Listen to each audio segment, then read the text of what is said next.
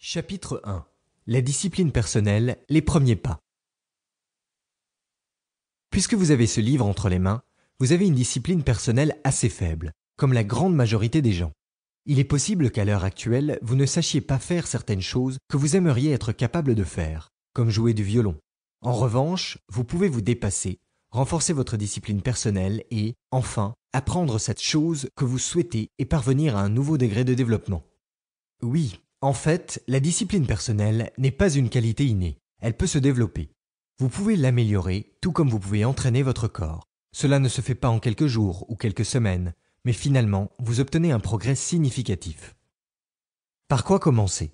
Avant tout, intéressez-vous à votre préparation psychologique. Sans avoir le bon état d'esprit, la faculté de vous contrôler et de croire sincèrement en vos forces, vous êtes condamné à échouer. Curieusement, c'est précisément la préparation intérieure à changer et à changer de vie. C'est le point faible dans l'éducation de soi. Il n'existe pas de rituel absolument universel susceptible d'aider à améliorer sa personnalité dans la mesure où nous sommes tous trop différents. C'est pour cette raison que l'étape préliminaire du développement de la discipline personnelle consiste à procéder à une analyse méticuleuse et adapter sa conscience et son subconscient.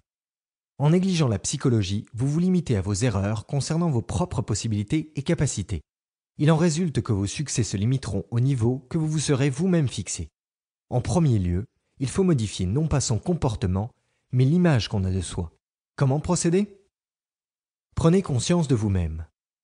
Vous voulez apprendre à agir comme vous l'estimez nécessaire et non pas comme vous vous sentez à ce moment précis. Une composante essentielle de la discipline personnelle est donc de se connaître soi-même. Vous devez comprendre quel comportement et quels signes reflètent au mieux vos objectifs et vos valeurs. Ce processus exige de faire une analyse de soi et il vaut mieux la faire de manière écrite. Imposez-vous de prendre du temps pour noter sur le papier vos objectifs, vos rêves et vos ambitions. La discipline personnelle dépend de la conscience que vous avez de ce que vous faites et de ce que vous ne faites pas. Réfléchissez-y. Si vous ne comprenez pas que votre comportement est inadmissible pour vous, comment pouvez-vous prendre conscience qu'il faut agir autrement? Si vous êtes confronté à des difficultés concrètes dans un domaine de la vie, cela signifie probablement que la racine du problème tient au refus de reconnaître la réalité telle qu'elle est. Tant que vous ne comprendrez pas ce qui vous gêne précisément, vous ne pourrez pas définir correctement ce qu'il est possible de faire et de ne pas faire. Vous obtiendrez des succès à court terme dans des petites affaires, et vous commettrez des erreurs graves dans des choses importantes, mais, le plus probablement, vous accuserez des circonstances extérieures et des difficultés, plutôt que de reconnaître que vous auriez dû devenir plus fort. Voilà pourquoi il est si important de comprendre qu'on ne peut pas se passer d'effectuer un travail approfondi sur soi. Déterminez votre niveau de discipline personnelle. Si on ne le sait pas, alors on ne comprend pas comment planifier son travail à l'avenir. Cette affirmation peut sembler simple et évidente, mais c'est très difficile dans la pratique de l'apprécier. L'erreur la plus répandue que font les gens dans leur aspiration à améliorer leur niveau de discipline personnelle, c'est leur incapacité à comprendre et à accepter à sa juste valeur leur situation du moment. Entraîner sa volonté, c'est comme entraîner ses muscles. Pour réussir dans une salle de sport, il faut connaître sa force au moment présent. Sans cela, vous ne pourrez pas sélectionner le bon programme d'exercice et vous risquerez seulement d'imposer une mauvaise charge, trop lourde ou trop légère, à votre organisme. Dans le premier cas, vous ne réussirez pas à faire les premiers pas. Dans le second, les progrès seront trop insignifiants et ne serviront à rien. Ainsi, il faut savoir quel objectif est bon pour vous et lequel est inaccessible. Voici une liste non exhaustive de questions qui vous aideront à analyser où vous en êtes en ce moment. Là. Prenez-vous une douche tous les jours?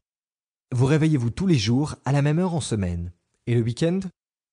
Vous êtes en surpoids? De combien? Avez-vous une dépendance à un caprice alimentaire? Caféine, nicotine, sucre, qui ne vous plaisent pas, mais dont vous avez du mal à vous débarrasser? Êtes-vous sûr que vous n'avez pas de nouveaux messages? L'ordre règne-t-il sur votre bureau? Est-ce rangé chez vous? Combien de temps perdez-vous chaque jour en semaine et le week-end? Si vous promettez quelque chose à quelqu'un, quelle est la probabilité que vous tiendrez votre parole? Le disque dur de votre ordinateur est-il bien ordonné? À quelle fréquence faites-vous de la gymnastique ou du sport? Quel effort physique le plus intense avez-vous fait? Était-ce il y a longtemps? Combien de temps consacrez-vous au travail chaque jour en semaine? Y a-t-il des choses que vous n'arrivez pas à faire pendant 3 mois? Notez-vous vos objectifs et les moyens de les atteindre? Combien de temps par jour regardez-vous la télévision ou passez-vous sur les réseaux sociaux?